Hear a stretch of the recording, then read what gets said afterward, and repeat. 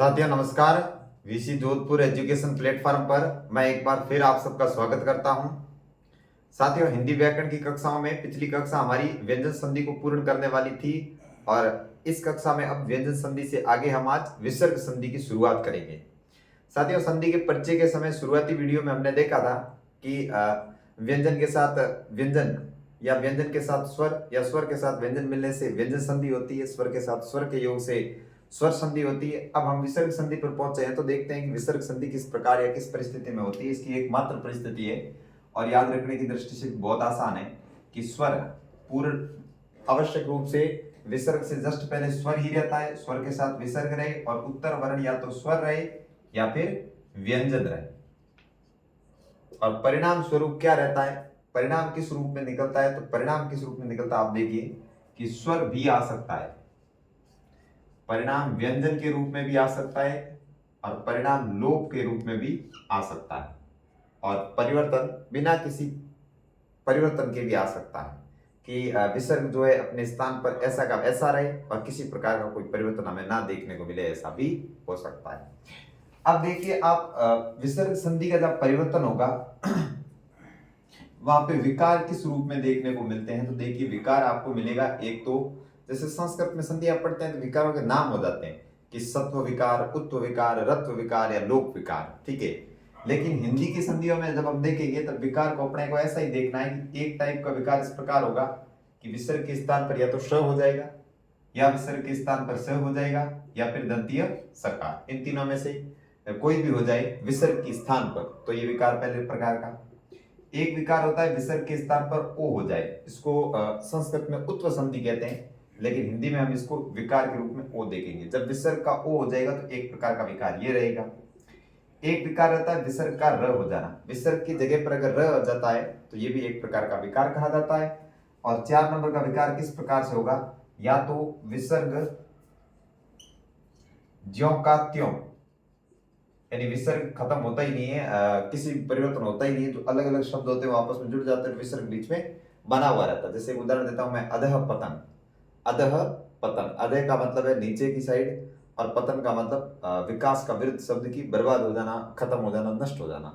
तो कोई उन्नत स्थिति में वस्तु होती है और नीचे की तरफ गिरकर अपने नकारात्मक विकास को प्राप्त करती है तो उसके लिए शब्द आता है अधः पतन। अब इसमें विसर्ग बना रहता है, एक शब्द है मनः कामना, तो उसमें भी मनोकामना हम कर देते हैं जो कि अशुद्ध है, मनः कामना ही उसमें जुड़ा रहता है, वो विसर्ग का ज्यों का त्यों रहना। और एक हो जाता है विसर्ग का लोप, विसर्ग लोप कि किन्हीं भी दो वर्णों के बीच में इस प्रकार विसर्ग रहता है और संधि युक्त पद में विसर्ग को हटा दिया जाता है, बाकी शब्द को यूं का यूं संयोग कर दिया जाता है। इस प्रकार का जो परिवर्तन देखने को मिलेगा वो विसर्ग संधि में इस प्रकार होगा।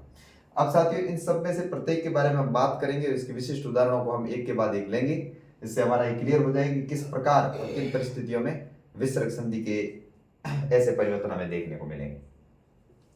चलिए नियम दर नियम बात करते हैं। सबसे पहले हम बात करेंगे किस प्रकार विसर्ग से स बनते हैं, कैसे तालव्य सकार बनता है, कैसे मूर्धन्य बनता है, इन सब के बारे में, और कैसे दंतीय सकार बनता है ये बात करेंगे।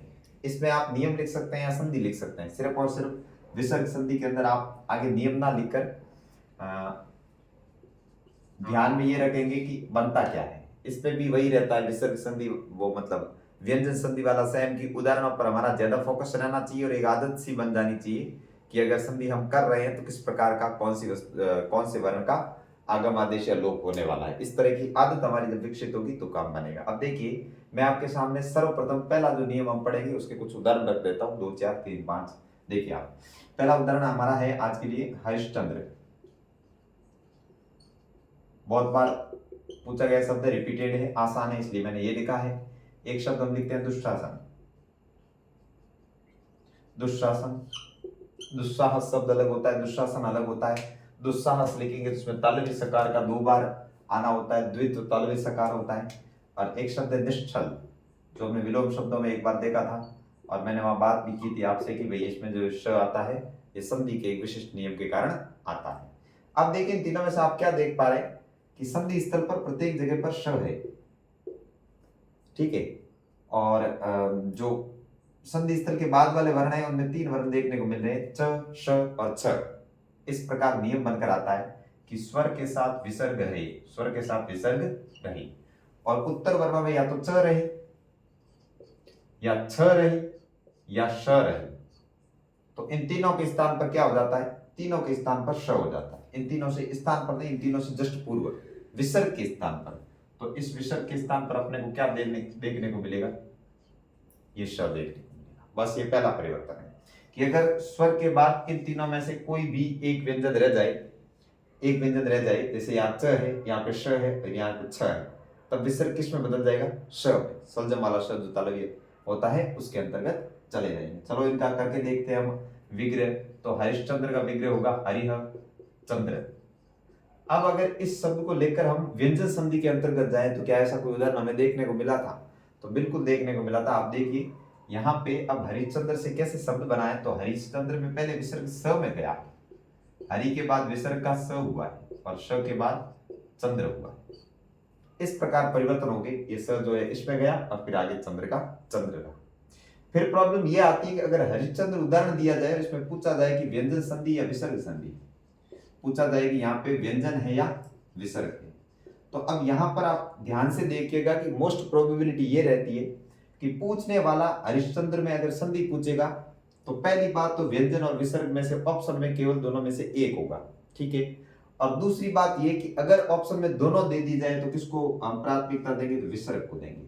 अब सवाल बनता है लॉजिकल कि क्यों हम विसर्ग को इस संधि में प्राथमिकता देंगे। तो ध्यान रखना कि मूल संधि यही होती है, व्यंजन में तो विसर्ग के बाद स बनाकर फिर इसका श बनाया जाता है, यानी मूल रूप से यहाँ पे संधि कौन सी, विसर्ग संधि। ऐसी आगे और प्रॉब्लम्स आएगी जिनको हम देखेंगे, तो हमेशा डिटेक्ट करके ध्यान रखना कि वहां पे आप मूल में तो किसको देंगे, विसर्ग को। और परीक्षक अगर हमसे उत्तर व्यंजन निकलवाना चाहता है तो ऑप्शन में कभी भी विसर्ग संधि नहीं देगा। मूल रूप से आपको ये बात यहाँ पर ध्यान रखनी है कि ऐसा उदाहरण आए व्यंजन विसर्ग दोनों पूछी जाए तो प्राथमिकता किसको दी जानी, विसर्ग को दी जानी। और लॉजिक हमारे पास क्या है कि इस शब्द का मूल रूप से जो निर्माण है वो विसर्ग संधि के अनुरूप ही होता है। और यहाँ पे ध्यान रखना कि विसर्ग के बाद ये स बनता है और बाद में च के साथ मेल शेष में शकार का जो है आदेश हो जाता है। फिर दुशासन शब्द देखिए आप, इसमें होता है दुह और शासन। अब यहाँ पे हिंदी में जब करते हैं तो दुष् उपसर्ग प्रयोग होता है, दुष् और शासन। लेकिन अगर पूछी इसका विसर्ग पूछा जाए, विग्रह पूछा जाए, ऑप्शन में दिए जाए कि इसका उचित विग्रह क्या होगा, एक शब्द आपको मिले दुष् और शासन और एक आपको मिले दुह और शासन, तब आप कौन से को प्राथमिकता देंगे, कौन से को उत्तर मानेंगे सही।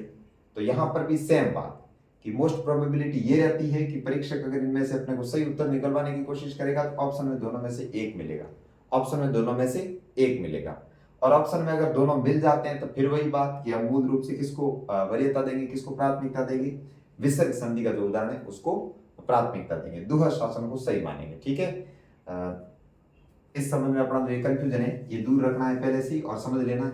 आगे देखिए निश्चल कैसे बनता है, तो नी के स्वर के साथ विसर्ग और आगे छल छतरी वाला रहने के कारण निश्चल हो जाता है। इसमें विसर्ग के स्थान पर तीनों स्थानों पर क्या हो गया, तालव्य शकार का आगम हो गया, आदेश हो गया। इस प्रकार की संधि होती है। इसके तीनों उदाहरण तीनों प्रकार से मैंने आपके सामने रखे हैं, इससे आप समझ सकते हैं। और बाकी के और उदाहरण हैं जिनको आप करके इसको और ज्यादा मजबूत कर सकते हैं कि किस प्रकार। जैसे हमारे सामने आ जाए ज्योतिष चक्र, एक हमारे सामने पहले आया था सवाल आया था दुष्चरित्र। अगर दुष्चरित्र आता है तो वहां पर भी च दो बार आ जाता है, दुष्चरित्र। दुष् में जो पहले ये आ जाएगा और फिर चरित्र रह जाएगा दुष्चरित्र, जैसे कि दुशासन रहा है। यहाँ पे एक शब्द रहता है दुस्साहस, शब्द शुद्ध की दृष्टि से काम आता है दुस्साहस। यहाँ पर पूछा जाता है कि क्या है, तो यहाँ पर या तो दुस्साहस होगा या फिर विसर्ग वाला इस प्रकार से होगा दुह और साहस। ये शब्द हमें आगे देखने को मिलेगा कि विसर्ग के बाद त थ या स रहता है तो विसर्ग का ये स दंतीय सकार हो जाता है। तो वहां पर ये देखने को मिलेगा शब्द शुद्धि की दृष्टि से दोनों शब्द महत्वपूर्ण है, दुस्साहस और दुशासन। दुशासन का मतलब है बुरा शासन, कुशासन जैसा ही होता है दुशासन। और दुस्साहस का मतलब होता है बुरे कार्य के लिए आदमी के अंदर जो हिम्मत पनपती है। अक्सर अपराधियों के लिए इस शब्द का प्रयोग करते हैं कि उसमें ये दुस्साहस आया कहां से या उसमें इतना दुस्साहस भरा हुआ था। इस प्रकार इसके उदाहरण देखने को मिलते हैं। इस संधि के अन्य कई सारे उदाहरण हमारे सामने आते हैं। जैसे एक मैं उदाहरण देता हूं बहिश्चक्र, उस उदाहरण आपके लिए रख देता हूं जिन पर आप प्रैक्टिस करें। एक शब्द है बहिश्चक्र, बहिश्चक्र, इस पर प्रैक्टिस करके देखें आप विग्रह करके कि किस प्रकार इस शब्द का निर्माण हुआ, किस प्रकार इसकी संरचना है। एक है दीर्घश छत्र, दीर्घश छत्र, इसका आप विग्रह करके देखिए और समझिए इसमें कैसे बना। एक शब्द है निश्वास, निश्वास, जैसे कि हमने पहले देखा था उच्छ्वास, उसकी दृष्टि से ये शब्द बहुत काम का है। निह और श्वास, इसकी आप प्रैक्टिस करना, ये आपको देखने को मिलता है, कई जगह पर इसके प्रश्न पूछे गए हैं। फिर देखो हरिश्चंद्र हमने लिख दिया। एक देखो यशस शरीर, यशस शरीर, यशः शरीर, यशस शरीर, तब अपने को ये शब्द देखने को मिलेगा, यशस शरीर। फिर देखो क्या है निशंक, इन सब में प्रत्येक में यही नियम लागू होता है, किसी संधि के सारे उदाहरण है। इस पर आप लागू करेंगे कि स्वर के बाद च, छ या श रहता है तो इनमें विकार होके जो स्वर है ना, स्वर की जगह पर नहीं बल्कि केवल और केवल विसर्ग के स्थान पर, ठीक है। स्वर तो ये साथ में आगे एज इट इज रहेगा, इसमें कोई परिवर्तन नहीं आएगा। ये स्वर मैं इसलिए लिख रहा हूं ताकि आपको ध्यान रहे कि विसर्ग हमेशा एक स्वर के बाद नहीं आते हैं, हलंत व्यंजनों के साथ, हलंत वर्णों के साथ कभी विसर्ग आया नहीं करते। चलो हम चलते हैं अपने अगले नियम की ओर। बहुत सरल है, विसर्ग संधि को समझा जाना बाकी सारी संधियों से आसान है, सरल है। अब देखिए दूसरे नियम के लिए अपने के सामने उदाहरण कौन से रहते हैं, तो आप देखिए बहुत ही बार बार पूछा गया वेल नाउन उदाहरण है धनुष टंकार, सुना होगा सबने, और इसको हमने पहले लिया भी शब्द को भी, धनुष टंकार। एक शब्द ये रहता है, एक आप शब्द देखिए ज्येष्ठस ठाकुर, ज्येष्ठस ठाकुर। हो सकता है आप में से इसमें इस शब्द को कम लोगों ने देखा, मैं संस्कृत में से निकाल के लेके आया। इसको संस्कृत में लिखा जाता है ज्येष्ठस ठाकुर। संस्कृत में ठाकुर शब्द जो होता है इसका हिंदी में ठाकुर कहा जाता है, लेकिन संधि की दृष्टि से हमारे सामने शब्द यही रहता है। और एक शब्द और रहता है, देखिए चतुष्षष्टि, चतुष्षष्टि। अब इन तीन उदाहरणों से हम नियम की तरफ जाएंगे और पता करेंगे किस प्रकार इसमें विसर्ग के स्थान पर मूर्धन्य शकार आया। देखिए इसका विसर्ग जो विग्रह है किस प्रकार रहेगा, धनुः टंकार, धनुः टंकार। और ज्येष्ठ ठाकुर का क्या रहेगा, तो ज्येष्ठ ठाकुर। और चतुष्षष्टि का क्या रहेगा, तो चतुः और षष्टि। अब नियम की ओर चलते हैं। क्या देखने को मिल रहा है, प्रत्येक जगह पर यह देखने को मिल रहा है कि स्वर के साथ विसर्ग तो है ही, तो आप अब हम इसको सिर्फ विसर्ग ही लिखेंगे, आगे विसर्ग हो, क्योंकि स्वर के साथ ऑलवेज रहता है, इसकी समझ हम पहले बना चुके हैं। अब उत्तर वर्ण क्या रहे, ट ठ या स। उत्तर वर्ण क्या रहे, या तो ट रहे या ठ रहे या श रहे। तो परिवर्तन किस रूप में होगा, तो विसर्ग मूर्धन्य शकार में चला जाएगा, ये परिवर्तन देखने को मिलता है।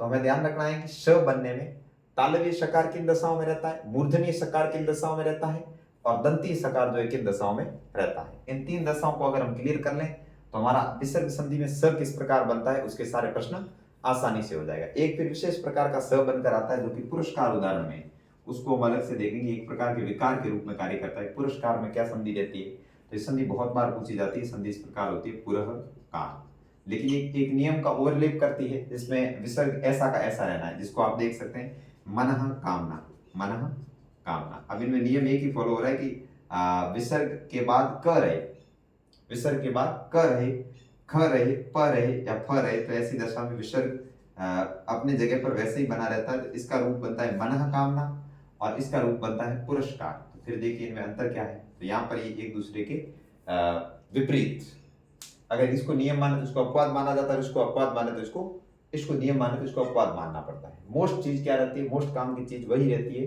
विग्रह। पुरस्कार का विग्रह यह है और मनः कामना शुद्ध शब्द ये। ऐसी प्रॉब्लम्स हमें बार बार आगे फेस करने को मिलेगी और इन सारी समस्याओं को मैं एक साथ आपके सामने क्लियर करने की कोशिश करूंगा। विश्वास रखें और अब बने रहें। देखिए धनुष टंकार में अब हमारी संधि हो चुकी है कि विसर्ग के स्थान पर मूर्धन्य शकार का आगम हुआ है। यहाँ पे ज्येष्ठ शब्द है और ये शकार आगम यहाँ पे हुआ, ज्येष्ठस ठाकुर। और चतुष्षष्टि में ये जो शकार का द्वित्व हुआ है उसकी जगह पे हमें संधि देखने को मिल रही है। देखिए साथियों इसके कुछ उदाहरण आप और देखेंगे, कुछ हमारे साथ देखेंगे और बाकी आप अपनी किताब से जो मैंने सजेस्ट की थी उसमें से काम के उदाहरण अच्छे से देखेंगे, तो आपकी सरलता से इस विसर्ग संधि में स बनने का नियम जो है ये अच्छे से क्लियर हो जाएगा। अब एक उदाहरण मैं आपके लिए छोड़ता हूं जिसको आप स्वयं सॉल्व करने की कोशिश करेंगे कि देखिए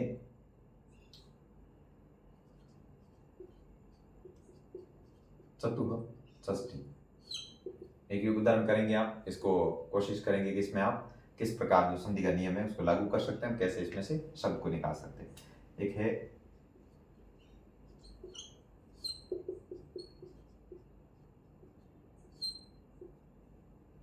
ठीक है, या फिर षष्ठ की जगह आप छठ लिखो तब भी चलता है, छठ। ऋतु षष्ठ, ठीक है।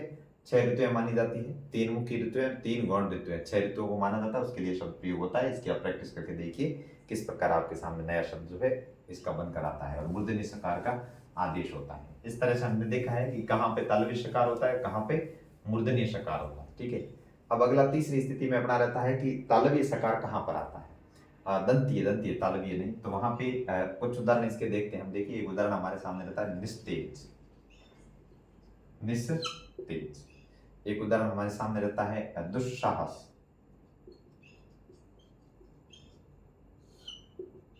इन उदाहरणों से हम समझते हैं कि किस प्रकार हमारा ये नियम काम कर सकता है। अब देखिए निस्तेज में क्या है, जिसमें तेज ना हो वो निस्तेज होता है, नेहा तेज। और जो दुस्साहस है इसमें क्या है, दुह साहस, ठीक है। पूर्व वर्ण विसर्गी रहता है वैसे ही इस प्रकार, और उत्तर वर्ण क्या रहता है, तो यहाँ पे नियम लागू होता है त, थ या स। तीनों में से अगर कोई भी एक देखने को मिले उत्तर वर्ण के रूप में, तो विसर्ग किस में चला जाता है, दंतीय सकार में चला जाता है। बड़ी ही सरल संधि है, बड़ी ही आसानी से आप इसको कर सकते हैं। अब इसमें आप देखिए कि कहां पर विसर्ग के स्थान पर क्या आया है, तो यहाँ पर भी विसर्ग के स्थान पर आपको तालव्य सकार देखने को मिलेगा, और यहाँ पर भी आपको विसर्ग के स्थान पर तालव्य सकार देखने को मिलेगा। ध्यान रखना है कि विसर्ग के बाद अगर त या थ आए या फिर स्वयं ये स आए, तब विसर्ग का क्या हो जाता है, ये। अब एक चीज आपने नोट की होगी कि जहां पे शकार तालव्य होता है वहां पर यहाँ पर भी तालव्य शकार था, यानी विसर्ग के साथ अगर तालव्य मिलेगा तो विसर्ग का भी तालव्य होगा। ये देखिए आप, विसर्ग के स्थान पर विसर्ग के आगे पहला वर्ण अगर आपको दंतीय मिलता है तो दंतीय सकार होगा, और अगर विसर्ग के बाद आपको मूर्धन्य सकार मिले तो उसका भी वही होगा। अभी मूर्धन्य तालव्य ये क्या है, इसके लिए आपको ध्यान से उच्चारण स्थलों पर वापस थोड़ा फोकस करना होगा, क्योंकि मैंने कहा था कि भाई हिंदी व्याकरण के सभी टॉपिक, सभी प्रकरण परस्पर रिलेटेड है एक दूसरे से, बहुत ही डीपली कॉन्टेक्टेड है। अगर इनमें चीजें हमारी पहले कमजोर रह जाती है तो बाद के टॉपिकों को समझने में हमें कई सारी समस्याएं होती है। अब देखिए और इसके अपने को कौन कौन से उदाहरण देखने को मिलते हैं, तो देखिए आप नमस्ते, मोस्ट प्रोबेबल उदाहरण है, बहुत बार पूछा जाता है नमस्ते कि इसमें किस प्रकार संधि होती है। एक शब्द आपको देखने को मिल सकता है मरुस्थल, इसमें थ है, देखिए संधि स्थल पर थ देखने को मिलेगा। मरु और थल से दंतीय सकार बनता है विसर्ग का, मरु और थल। मोस्ट इंपोर्टेंट शब्द है कि मरुस्थल किस प्रकार बनता है, मरु वाला थल, यानी ऐसी भूमि जिस पर मरु अपने को देखने को मिले। ये क्या है, नमः ते, नमः ते। तो इस विसर्ग के स्थान पर इस तालव्य सकार दंतीय सकार का जो है आदेश हुआ है। ये हमारे कई सारे उदाहरण, इसके और भी कई बहुत ही ज्यादा इंपॉर्टेंट उदाहरण हैं जो आप ये देखिए, बाकी मैं आपको प्रैक्टिस के लिए देता हूं जिन पर आप ध्यान देंगे। परीक्षा में पूछे गए हैं और बहुत ही काम के हैं, फिर बार बार पूछे जाने की संभावना है। देखिए इनमें शब्द कौन सा रहता है, एक शब्द है निस्संतान, निस्संतान। एक शब्द है मनस्ताप, एक शब्द है मनस्संताप, मनस संताप। दोनों का अपना अपना मतलब है, एक में मूल शब्द संताप है और एक में मूल शब्द ताप है, दोनों से अपने काम के। एक शब्द है बहिस्थल, इसके उदाहरण सर्वाधिक है यूं मान के चलिए आप, और इनका विग्रह भी हमारे लिए काम करता है। आप इन उदाहरणों को लिख के अपने स्तर प्रैक्टिस करेंगे, और जितनी ज्यादा प्रैक्टिस करेंगे उतना नियम आपके दिमाग में काम करेगा। एक शब्द आता है निस्संदेह, नो डाउट, निस्संदेह। ये वो मोस्ट प्रोबेबल क्वेश्चन है, उदाहरण है जो या तो पूछे गए या पूछे जाने की ज्यादा संभावना है। एक शब्द रहता है निस्संकोच, निस्संकोच। यहाँ पे दंतीय की जगह पे अक्सर हम श तालव्य शकार करने की कोशिश करते हैं, जो कि सर्वथा गलत है। आप इस बात को ध्यान रखिएगा कि निस्संकोच में श कौन सा रहता है, यही रहता है। शब्द शुद्धि की दृष्टि से भी ये उदाहरण बहुत बहुत बहुत इंपॉर्टेंट है। व्यंजन संधि के और विसर्ग के और यो स्वर के समझिए आप, संधि में जितने उदाहरण पढ़ते हैं सब शब्द निर्माण की कोटियों से निकल कर आए, मतलब कि शब्द शुद्धि की दृष्टि से संधि का हर उदाहरण काम का रहता है, हर उदाहरण इंपॉर्टेंट रहता है। एक आता है शब्द देखिए आगे, दुष्स्वप्न, दुष्स्वप्न, बुरा स्वप्न आना, गलत जो मानव के लिए भला नहीं हो उससे संबंधित स्वप्न आना, दुस्वप्न। अब ये शब्द कैसे लिखा जाएगा उसको भी आप देख लेना, दुस्वप्न। अब इसमें सब दोनों आधे क्यों आए, तो विसर्ग का तो आधा ही रहना है वैसे भी, और ये मूल रूप से शब्द में भी आधा ही होता है, स्वप्न स्वप्न में आधा ही होता है सर, इसलिए यहाँ पे आपको आधा देखने को मिलेगा। एक शब्द आप देखिए निस्तार। इन शब्दों का आप खुद प्रैक्टिस करेंगे और इनको प्रैक्टिस करके अलग अलग करके विग्रह करके पता करेंगे किस प्रकार इसमें संधि पाई गई है। नेहा क्या है, संतान, सॉरी ये शब्द अशुद्ध लिख दिया मैंने, निह संतान, ठीक है, निह संतान। ऐसी अगर मिस्टेक रह जाती है तो आपको प्रॉब्लम नहीं समझिएगा, उच्चारण में और कभी लिखने में थोड़ी बहुत समस्या रह जाती है। निसंतान, इसमें निसंतान ये देखा हुआ मिलता है कहीं पे लोग क्या करते हैं कि निह संतान इस तरह से हमें लिख कर देते हैं। अगर इन दोनों में से वरीयता देनी है तो किसको दोगे, संधि युक्त पद को देंगे, क्योंकि अगर पास पास में रख ही दिया तो संधि क्यों नहीं की इनकी, विग्रह पद हम यहाँ पर नहीं लिख सकते, ठीक है। इस प्रकार इसके खास उदाहरण रहते हैं। ये उदाहरण इतने ही नहीं है, बहुत सारे हो सकते हैं, जैसे दुस्सह्य है, हमने एक पहले उदाहरण देखा है, दुस्साहस, वो भी इसी के अंदर रहेगा। इसमें निस और दुष दो जो उपसर्ग होते हैं उनके मिलने वाले शब्द बहुत ज्यादा होते हैं, क्योंकि निश और दुष जो उपसर्ग है वो मूल रूप से दुह और निह से बने निकल कर आए। तो इस टाइप से जो है अपने विसर्ग के स्थान पर दंतीय शकार होता है, और इसके साथ अपने विसर्ग संधि में जो स बनने की प्रोबेबिलिटी है वो पूरी हो जाती है। और इससे आगे हम देखेंगे कि किस प्रकार अन्य प्रकार के उदाहरण में देखने को मिलते हैं। तो देखिए आगे रहता है विसर्ग संधि की जगह पे कि पूर्व वर्ण या फिर नियम। नियम देखिए आप क्या देखने को मिलता है, नियम हम बाद में देखेंगे, पहले इसके उदाहरण रखते हैं अपने सामने कि अगर आपको एक शब्द देखने को मिले नीरोग, नीरोग ये क्या है, इस शब्द संधि की दृष्टि से भी काम का है, शब्द शुद्धि की दृष्टि से तो मोस्ट इंपोर्टेंट है, बहुत ज्यादा काम का है। इसकी जगह एक शब्द आपको देखने को मिल जाए नीरव, शब्द आपको देखने को मिल जाए नीरस, ये शुद्ध शब्द है, शुद्ध रूप है, बहुत ज्यादा काम के हैं। एक शब्द आपको मिल सकता है दूरम्य, दूरम्य, एक शब्द आपको मिल सकता है दूराज।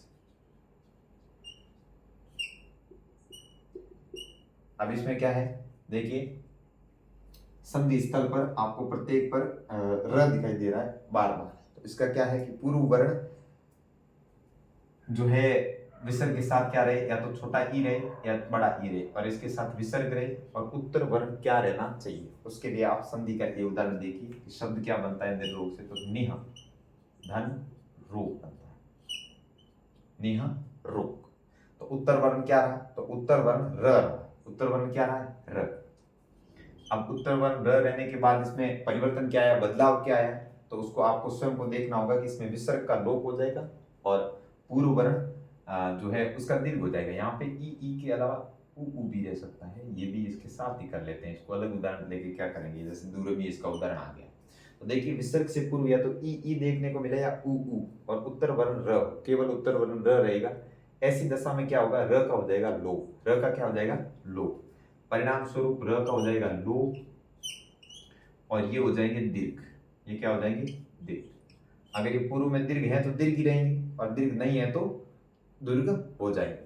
इसको संस्कृत में ढ लोपे पूर्व दीर्घो अण कहा जाता है। ये ढ से लोप र का जो है लोप हो जाएगा और पूर्व वर्ण का दीर्घ हो जाएगा, सिर्फ इतना ही ध्यान रखना है। निहरोग निहरव, निहरव का मतलब होता है आवाज से मुक्त, ध्वनि से मुक्त जो कोई भी चीज होती है उसको कहते हैं नीरव। अब निरस का क्या होगा, तो निह और रस।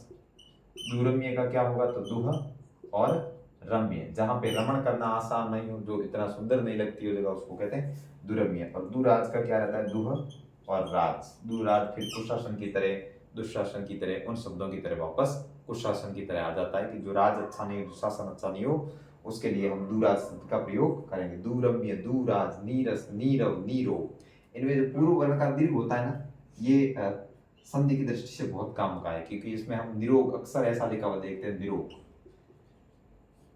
कई बार स्वयं विद्वान हिंदी पढ़ाने वाले भी इसको गलत लिख देते हैं, निरव।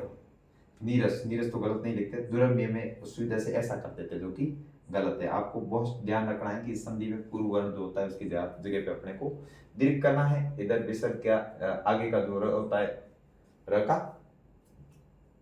लोप हो जाता है, इसकी जगह पे दीर्घ हो जाता है। ये जो संधि का नियम है, इसके साथ ही हम अगली संधि अगला नियम जो है इसका देखते हैं।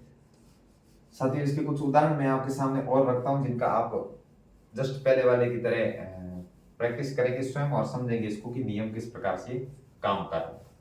अंतिम रूप से नियम ध्यान में न रहते हुए हमारे ध्यान में उदाहरण ही रहने चाहिए, और उदाहरणों का जो उचित विग्रह वो रहना चाहिए। ज्यादा काम की चीज उदाहरण होते हैं नियमों की अपेक्षा।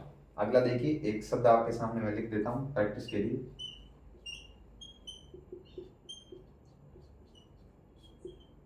इसका आप प्रैक्टिस करेंगे किस प्रकार से आप संधि युक्त पद बना सकते हैं। चक्षु में छोटा ऊ है और आगे र है, जब आगे छोटा ऊ या ऊ रहे, उत्तर वर्ण र रहे, तब आप किस प्रकार का परिवर्तन करेंगे। साथियों, हमारी विसर्ग संधि की जो योजना है वो इस प्रकार है कि अब 2 क्लासों में इसके आधे आधे नियम पूरी करके आपके सामने छोटी छोटी क्लासों में इसको पूरा रख देते हैं।